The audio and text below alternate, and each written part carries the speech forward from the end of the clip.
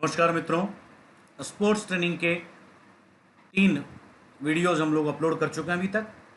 पहला video sports training के परिचयात्मक भाग का था। दूसरा वीडियो जिसमें स्पोर्ट्स ट्रेनिंग के खेल प्रशिक्षण के कुल कितने घटक होते हैं उस पर आधारित था, जिसमें से हमने शारीरिक घटक को पढ़ा दिया था और इसके बाद तकनीकी घटक के ऊपर हमने लेक्चर्स अपलोड कर दिए थे। 2 घटक और बचेंगे जिनको हम लोग तकनीकी घटक के ऊपर भी हमने अपलोड कर दिया था और इसके बाद 2 घटक और बचेंगे जिनके ऊपर हम लोग चर्चा कर लेंगे। लेकिन उससे पहले तकनीकी घटक स्पोर्ट्स ट्रेनिंग के टेक्निकल कंपोनेंट के टॉपिक के ऊपर आधारित प्रश्नों की श्रृंखला आपके सामने प्रस्तुत है। बिना समय व्यर्थ किए पहला प्रश्न हम लोग शुरू करते हैं। आपसे उम्मीद करूंगा कि आप इन प्रश्नों को सॉल्व करें और सॉल्व करने के बाद से पहले आप लोग सुबह जो विस्तृत हम लोगों ने सिलेबस कराया था उसे पढ़ लें और इसकी आंसर की देख लें। पहला प्रश्न शुरू करते हैं हम लोग। उससे पहले रूटीन का काम, हाथ जोड़कर आपसे विनती, लाइक शेयर सब्सक्राइब जरूर कर लें। प्रश्न संख्या 1, खेल प्रशिक्षण के कुल कितने घटक होते हैं? खेल प्रशिक्षण के कुल कितने घटक होते हैं? 2, 5, 3, 4। 2, 5, 3, 4। अगला प्रश्न, खिलाड़ी के द्वारा ट्रेनिंग में सीखना प्रशिक्षण के किस घटक का हिस्सा है? खिलाड़ी के द्वारा ट्रेनिंग में सीखने पे फोकस करना आप, प्रशिक्षण के किस घटक का हिस्सा है? शारीरिक, तकनीकी, सामरिक, मनोवैज्ञानिक। शारीरिक, तकनीकी, सामरिक, मनोवैज्ञानिक। अगला प्रश्न, तकनीक का ऑटोमाइजेशन कहलाता है। टेक्निक की ऑटोमाइजेशन क्या कहलाती है? वास्तविकरण, स्ट्रेटेजी, टैक्टिक्स या कौशल?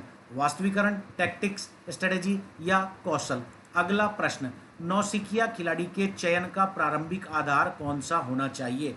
नौसिखिया खिलाड़ी के चयन का प्रारंभिक आधार कौन सा होना चाहिए?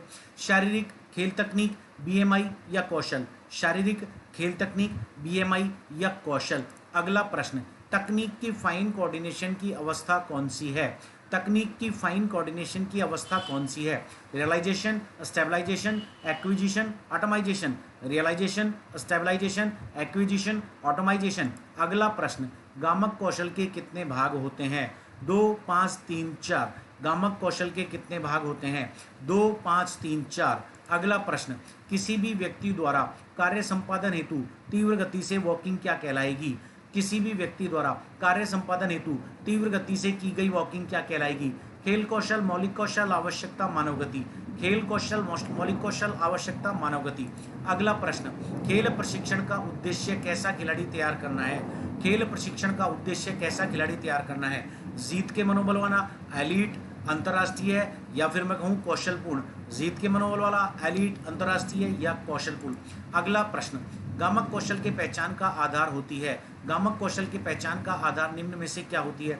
खेल गतिविधि, गामक क्रिया, आंगिक विन्यास और कौशलपूर्ण क्रिया। खेल गतिविधि, गामक क्रिया, आंगिक विन्यास और कौशलपूर्ण क्रिया। अगला प्रश्न, स्थायी वातावरण में प्रदर्शित किया जाने वाला कौशल कहलाता है। स्थायी वातावरण में प्रदर्शित किया जाने वाला कौशल कहलाता है बंद कौशल, खुला कौशल, सामान्य कौशल, विशेष कौशल। बंद कौशल, खुला कौशल, सामान्य कौशल, विशेष कौशल।